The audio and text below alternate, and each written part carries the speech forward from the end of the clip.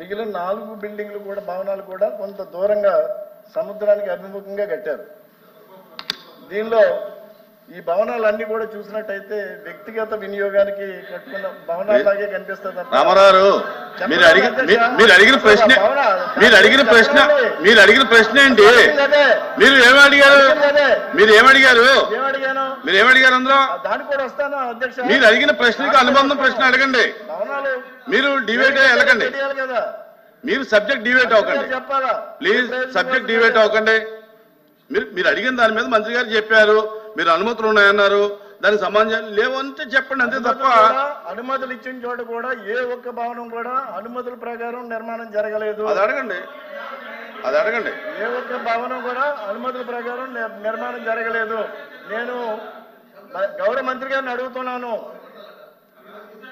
అసలు ఈ భవనాలు దేనికి కట్టారు, దేనికి వినియోగిస్తారని చెప్పి నేను గౌరవ మంత్రి గారిని అడుగుతున్నాను. అడగండి. తర్వాత భవన నిర్మాణాలు కూడా ఏ ఒక్కటి కూడా అనుమతుల ప్రకారం జరగలేదు. ఇంకొక అనధికారంగా ఉన్న విషయం ఏంటంటే, ఇందులో చెప్పనివ్వండి పూర్తిగా. ఇందులో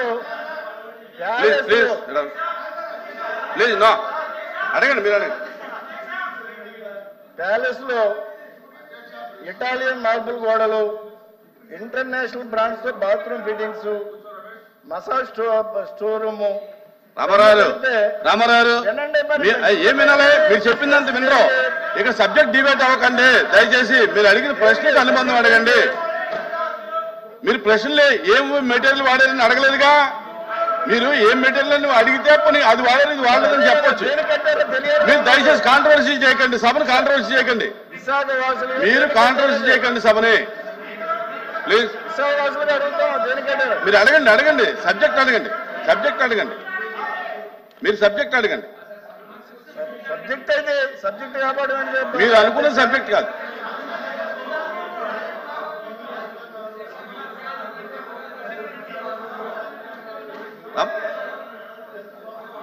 అధ్యక్ష, మీరు అడిగిన ప్రశ్న చూసి దానికి సప్లిమెంటరీ అడగండి. ఇందులో ప్యాలెస్ లో సోకుల కోసం 120 కోట్లు ఖర్చు పెట్టారు అధ్యక్ష. సోకుల కోసం 120 కోట్లు ఖర్చు పెట్టారు. దేనికోసం ఇక్కడ చెప్పారు కదా, దేనికొందో ఇటాలియన్ మార్బుల్ గోడలు దేనికి కట్టారు. సభ్యుడు మాట్లాడేటప్పుడు అనవసరంగా డిస్టర్బ్ చేయడం కరెక్ట్ కాదు అధ్యక్ష. సభ్యుడు మాట్లాడేటప్పుడు అనవసరంగా డిస్టర్బ్ చేయడం కరెక్ట్ కాదు. అది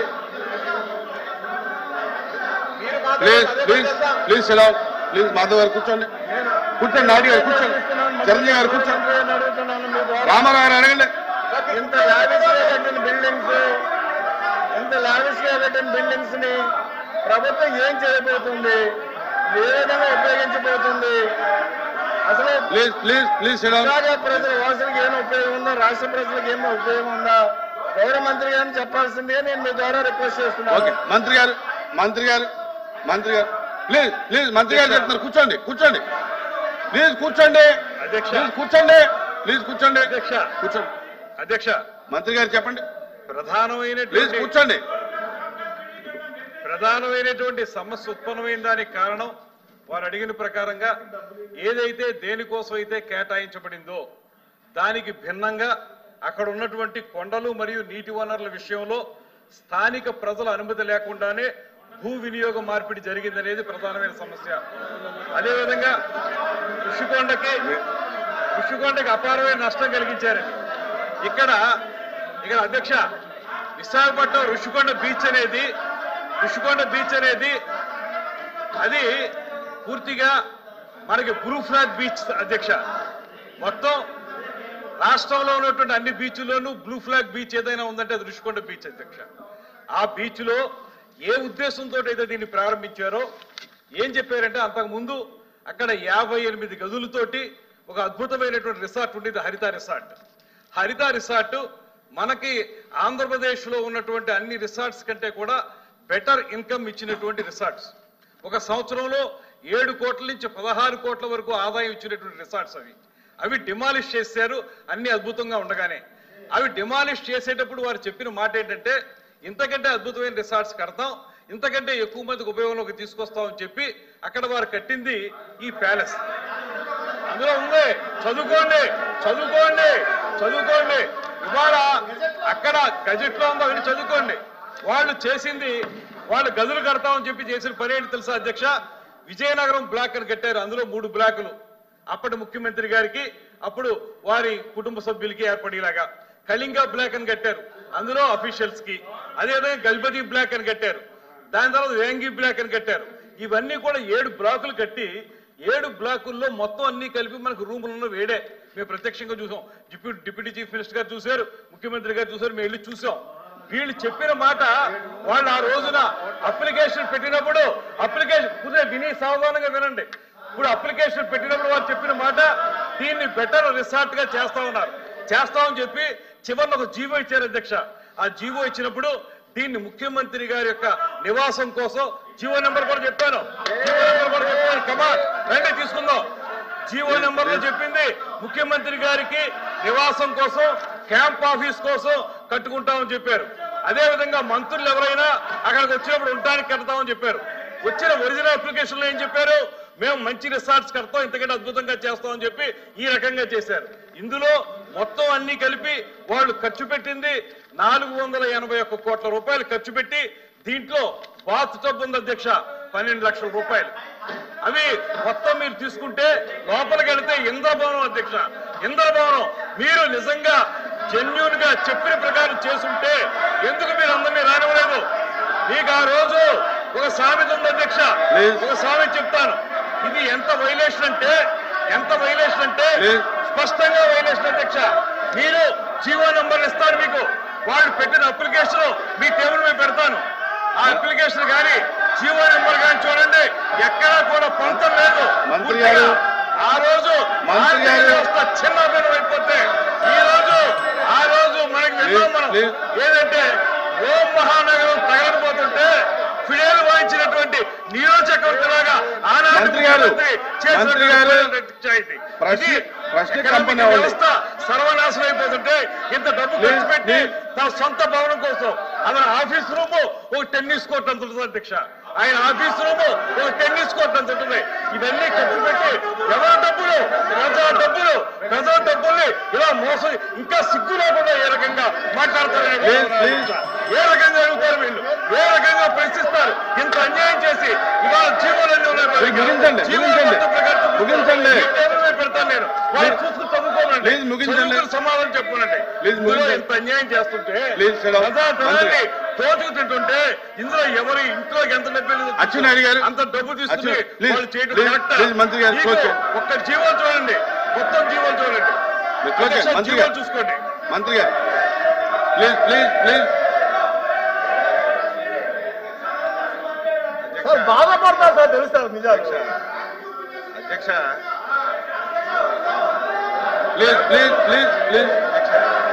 ప్లీజ్ మంత్రి గారు కూర్చోండి. I don't want to yield because they are telling wrong. మా దగ్గర పూర్తి డీటెయిల్స్ ఉన్నాయి, అధ్యక్ష. ఈ జీవో నెంబర్లు కూడా ఇస్తాను నేను జీవో నెంబర్లు కూడా మీకు ఇస్తాను. జీవో నెంబర్లు కూడా చూసి మీరు చెప్పండి. I table all the GOs మీ దగ్గర పెడతాను నేను, రమ్మనండి.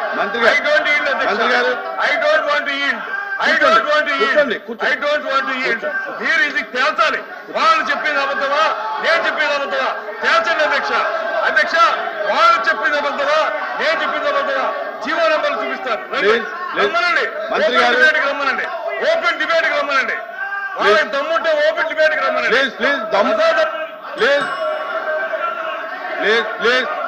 మంత్రి గారు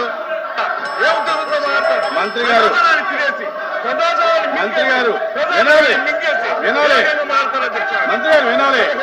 ప్లీజ్ మంత్రి గారు, ఇక్కడ అడిగినటువంటి ప్రశ్న వేరు, సబ్జెక్ట్ మాట్లాడుతున్నది వేరు. దానికి కావాలని వేరే డిబేట్ పెట్టుకోండి.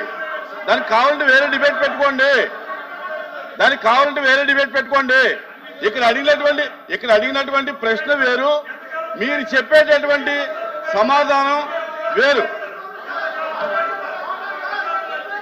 ప్లీజ్ ప్లీజ్ ప్లీజ్ అచ్చెన్నాయుడు గారు మాట్లాడతారా? కూర్చో కూర్చో కూర్చో. అచ్చెన్నాయుడు గారు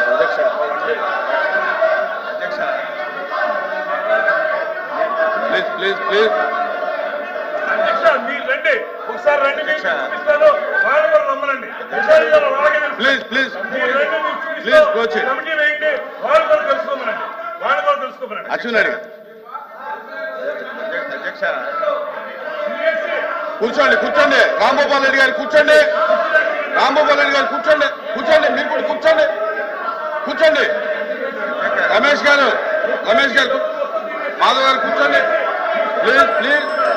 భాష గారు కూర్చోండి. శ్రీకాంత్ కూర్చోండి. అధ్యక్ష అది వీళ్ళు చూస్తే ఈ రకంగా మాట్లాడరు అధ్యక్ష. మంత్రి గారు వినండి. అచ్చెన్నాయుడు గారు అది సూటిగా అధ్యక్ష కాదు. అచ్చెన్నాయుడు గారు ఒక్క నిమిషం కాదు. ఇవాళ అడిగినటువంటి ప్రశ్నలు వేరు, సబ్జెక్టు డిబేట్ అయింది. మీరు కాదు ఇక్కడ అడిగినటువంటి ప్రశ్న అయితే అధ్యక్ష ఒకవేళ దానికి కావాలంటే వేరే డిబేట్ నేను అధ్యక్ష నేను అధ్యక్ష ఎవరిని విమర్శించదలుచుకోలేదు. ఇప్పుడే కాదు ఎప్పుడు విమర్శించను కూడా, ఉన్న వాస్తవాలు చెప్పాలి. ఆ రోజు అధ్యక్ష మాట్లాడుతుంటే అధ్యక్ష అరే మంత్రి గారు మాట్లాడు, గౌరవ మంత్రి గారు మాట్లాడుతుంటే కూర్చోండి అమ్మా. అధ్యక్ష అది కూర్చోండి అధ్యక్ష. అది వీళ్ళు చూస్తే ఈ రకంగా మాట్లాడరు అధ్యక్ష. అది కన్స్ట్రక్షన్ అయినన్ని రోజులు అధ్యక్ష, కన్స్ట్రక్షన్ అయినన్ని రోజులు ఎవరైనా సరే ఈ రాష్ట్రానికి మీరు నూర్చుంటారా? ఎవరైనా ఒక ప్రభుత్వం ఈ రాష్ట్రానికి మంచి జరుగుతున్నటువంటి ఏదైనా ఒక ప్రాజెక్ట్ గానీ ఒక కార్యక్రమం చేస్తే దాపరకం పెట్టదు అధ్యక్ష. అది ఎప్పటికప్పుడు చెప్తుంటది. అది కన్స్ట్రక్షన్ అయిన రోజులు అధ్యక్ష ఎవరిని చూపించలేదు. ఆ రోజు సాక్షాత్తు మున్సిపల్ అడ్మినిస్ట్రేషన్ మినిస్టర్ గా ఉన్నటువంటి బొత్స సత్యబాబు గారు కూడా చూశారని నేను అనుకోవడం లేదు అధ్యక్ష. మొత్తం తార్పన్లు కట్టి మొత్తం అది ఒక పక్క పెట్టండి అధ్యక్ష. అది మేము ఎందుకు అంటున్నామంటే బిల్డింగ్లు అధ్యక్ష, బిల్డింగ్ నేను ఆ రోజు అధ్యక్ష ఆ రోజు నేను సభలో ఉన్నాను అధ్యక్ష. లాస్ట్ మున్సిపల్ అడ్మినిస్ట్రేషన్ మినిస్టర్ గా సత్యబాబు గారు ఉన్నారు, నేను కూడా శాసనసభ్యుడిగా సభలో ఉన్నాను. 4 రోజులు అధ్యక్ష ఉపన్యాసం చేశారు. ఏంటని, ఏదైనా ఒక ఎస్ఎఫ్టీ కడితే 4,000 రూపాయలకు కడతారు, లేకపోతే 4,500 కడతారు. ఆ రోజు వినండమ్మా, వినండి చెప్పనివ్వండి, రికార్డ్ అవ్వాలి అధ్యక్ష. వినండి, మేము ఎందుకు ఇంత కరప్షన్ ఎందుకు జరిగిందంటే అధ్యక్ష, ఆ వేళ సత్యబాబు గారు రికార్డ్స్ ఉన్నాయి, అసెంబ్లీలో రికార్డ్స్ ఉన్నాయి, ఇక్కడ రికార్డ్ 4,500 రూపాయలు కట్టవలసిన ఎస్ఎఫ్టీ ఆ రోజు మనం అసెంబ్లీ, శాసన మండలి, అదేవిధంగా సెక్రటేరియట్ మనం కట్టి ఇది 6,000 రూపాయలు చిల్లరకి ఎస్ఎఫ్టీ ఇచ్చేశారు. మొత్తం చంద్రబాబు నాయుడు గారు, నారాయణ గారు మొత్తం దోపిడీ చేశారని అధ్యక్ష 5 రోజులు అధ్యక్ష 6,000 రూపాయలు ఎస్ఎఫ్టీ కట్టినటువంటి శాసనసభకి 5 రోజులు మాట్లాడారు అధ్యక్ష. ఋషికొండ ఎస్ఎఫ్టీ ఎంత అధ్యక్ష? 26,000 రూపాయలు ఎస్ఎఫ్టీ పెట్టి కట్టారు అధ్యక్ష. 26,000 ఎస్ఎఫ్టీ, 26,000. సిగ్గుపడాలి, చేసిన తప్పు చేసి చెప్పకుండా సిగ్గుపడాలి అధ్యక్ష. వీళ్ళు ఇంకా ఎదురుదాడి చేస్తున్నారు, సిగ్గుపడాలి. 480 కోట్లు అదే డబ్బు పేదవాడికి ఇల్లు కడితే 26,000 మందికి ఇల్లు కట్టించవచ్చు. 26,000 మందికి పేదవాడికి ఇల్లు కట్టిస్తే 26,000 మందికి కట్టించవచ్చు. దేనికి అధ్యక్ష? అదంట పర్యాటకం గురించి కట్టించారట. 5 రూములు అధ్యక్ష, ఒకటి ముఖ్యమంత్రికి, ఒకటి ఫ్యామిలీకి. అది చూస్తే అధ్యక్ష గుండె ఆగిపోద్ది అధ్యక్ష. ఎవరు చూడాలి ఇంత కళ్ళ ముందు ఇంత డబ్బు అన్యాక్రాంతమైన దోపిడీ జరిగితే సిగ్గుపడాలి. మీకు కూడా, మీరు వస్తామంటే మీకు కూడా బస్సు వేసుకొని తీసుకెళ్లి చూపిస్తాం. అది చూస్తే ఒక్కడు కూడా మాట్లాడరు. ఇంత ఇంత దారుణంగా 480 కోట్లు ప్రజా ధనాన్ని దుర్వినియోగం చేసి క్షమాపణ చెప్పవలసింది పోయి ఇంక ఎదురుదాడి చేస్తారు మీరా? ఎక్కడైనా ఈ ప్రపంచంలో ఎస్ఎఫ్టీ 25,000 కట్టింది ఎక్కడైనా ఉంది కదా చెప్పండి. 28,000 ఎస్ఎఫ్టీ ఎక్కడైనా ఉంది అధ్యక్ష? బాత్రూమ్ లో కమోడ్ అధ్యక్ష 13 లక్షలంట. 13 లక్షలంట. 13 లక్షలంట. ఎక్కడైనా ఉందా? మంత్రి గారు మీరు ఇంకా సిగ్గుపడి మా ముఖ్యమంత్రి తప్పు చేశాడని మీరు సిగ్గుపడకుండా మీరు ఇంక ఎదురుదాడి చేయడం ఇది భావ్యం కాదు. మీకు ఒకటే కోరుతున్నాను అధ్యక్ష, ఇవన్నింటితో చెప్తాం. అవసరం ఉంటే ఒక అరగంట సేపు చర్చించండి, చర్చ పెట్టండి, ఇంకా వాస్తవాలని మేము చెప్తాం. ఇది చాలా దారుణం అని చెప్పి కూడా ఈ సందర్భంగా తెలియజేసి మీరు ఎంత తక్కువగా ఈ విషయంలో ఉంటే అంత మంచిది. ఎప్పటికైనా సరే మీరు తెలుసుకోమని చెప్పి కోరుతున్నాను. ఎల్ఓపి గారు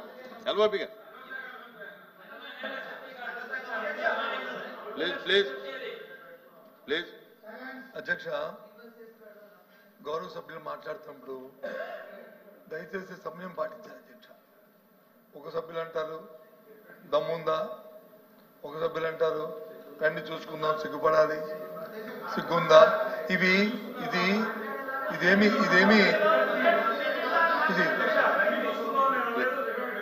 చూసుకోండి.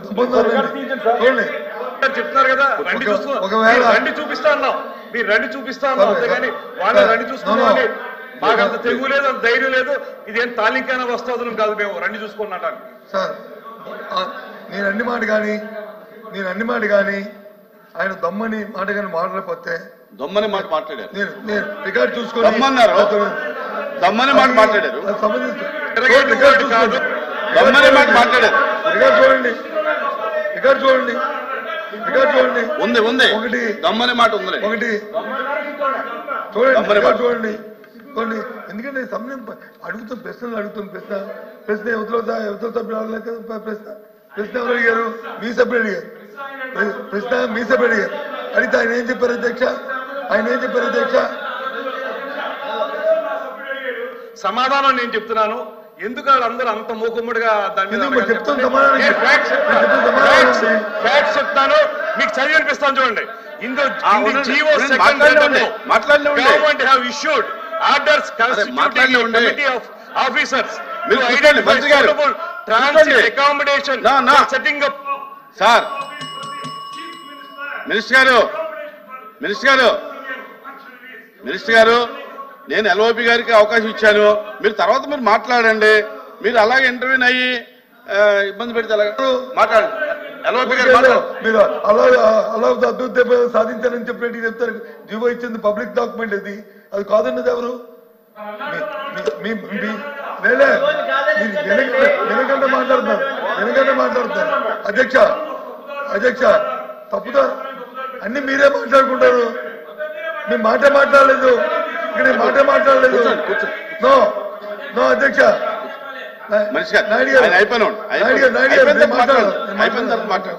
నేను మాట్లాడిన తర్వాత అది ఎందుకని అన్ని మీరే మాట్లాడుకుని. అధ్యక్ష దయచేసి మొదటిగా అలాంటి పదాలు వాడి అనవసరం బేజాలు పోవడం అనేది సమంజసం కాదనేది మీ ద్వారా నేను కోరుతాను అధ్యక్ష. ఒకటి. రెండోది ప్రశ్న ఏంటి అధ్యక్ష, అనుమతులు ఉన్నాయా లేదండి? అనుమతులు ఉన్నాయని మంత్రి గారి కమిటీకి చెప్పి మళ్ళీ ఆయన మాటల్లో అంటారు ప్రజలతో ఆమోదం లేకుండా ఎవరైనా బిల్డింగ్ ప్రభుత్వ పనికి భవనాలు కట్టినా ప్రైవేట్ భవనాలు కట్టినా ప్రజల ఆమోదం ఉంటుందా? ప్రజలతో పక్కింటో ఆ ప్రజలు అడుగుతారు అధ్యక్ష. మున్సిపల్ అడ్మినిస్ట్రేషన్ గవర్నమెంట్ దానికి కావాల్సిన పరిపాలన శాఖ దానికి కావాల్సిన పర్మిషన్ ఇస్తాయి, అది కడతారు అధ్యక్ష. దాంతోపాటు అది ప్రభుత్వ భవనం. ఇప్పుడు జీవో చూపెట్టారు, ఆ జీవోని ఎవరు కాదన్నారు? మేమేమి డిఫర్ అవ్వట్లేదే. ఎవరు డిఫర్ అవ్వట్లేదు. నేను రికార్డు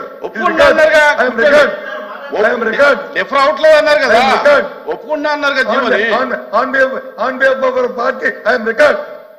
నేనేమే కాదనలేదే, నేను చెప్తానమే. భవనా అండి ప్రభుత్వ భవనాలుగా కట్టాము, దాన్ని ముఖ్యమంత్రి నివాసం కోసం వాడతాము, ప్రధానమంత్రి విడుదల కోసం వాడతాము, లేదా రాష్ట్రపతి విడుదల కోసం వాడతాము. ముందు ప్రభుత్వ భవనాలుగా దాన్ని కట్టాం. హైదరాబాద్ కట్టాము అధ్యక్ష. హైదరాబాద్ పబ్లిక్ బిల్డింగ్లు తీసి హైదరాబాద్ లో వచ్చి ప్రగతి భవనం కట్టాం. ఆ రోజు ఎవరు కట్టారు అధ్యక్ష? దాని తర్వాత వచ్చిన ముఖ్యమంత్రి లేరు అధ్యక్ష అందులోను. ఏది అదేమో ప్రైవేట్ భవనం, ఎవరో ప్రైవేట్ ఆస్తా? అది అది డిప్యూటీ సీఎం గారు చూశారు, అలాగే సీఎం గారు చూశారు, ముఖ్యమంత్రి గారు చూశారు.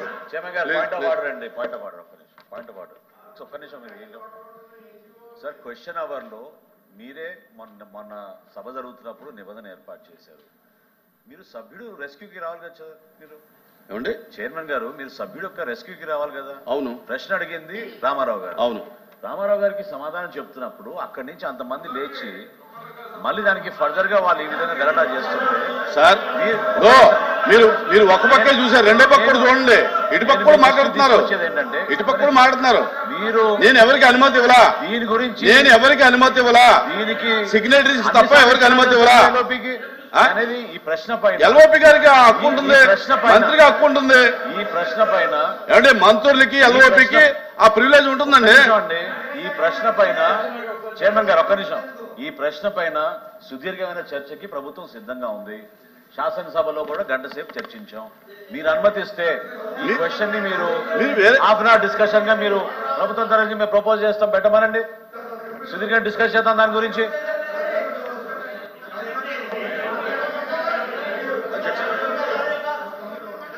మాట్లాడతానని ఇచ్చారు. ఇప్పుడు సార్ మీ ప్రభుత్వ భవనాన్ని కడతారు సార్. అది వారు డిబేట్ ఎందుకు అవుతుంది, డిస్కషన్ ఎందుకు వెళ్ళారంటే వారు వచ్చి ప్రశ్నకి ఆన్సర్ కాకుండా ఉపన్యాసాలకు వెళ్ళారు కాబట్టి చెప్పాలనే ఉద్దేశంతోనే చెప్పాను, మాట్లాడుతాను తప్ప లేకపోతే నేను మాట్లాడే సందర్భం కాదు. అయినప్పటికీ కూడా మన అచ్చెన్నాయుడు గారు నా పేరు కొట్టే చెప్పారు. సభలో చర్చ జరిగింది, వాస్తవం. ఆ రోజు ఇదే భవనాన్ని వాళ్ళ ఈ భవనం గురించే చర్చ జరిగింది. ఎంత కట్టారు తెలుసా అధ్యక్ష? రికార్డులో చూసుకోమని ప్రభుత్వం అంతే కదా, 14,000 రూపాయలు స్క్వేర్ ఫుట్.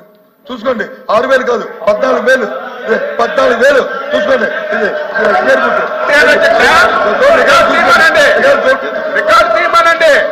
కూర్చోండి.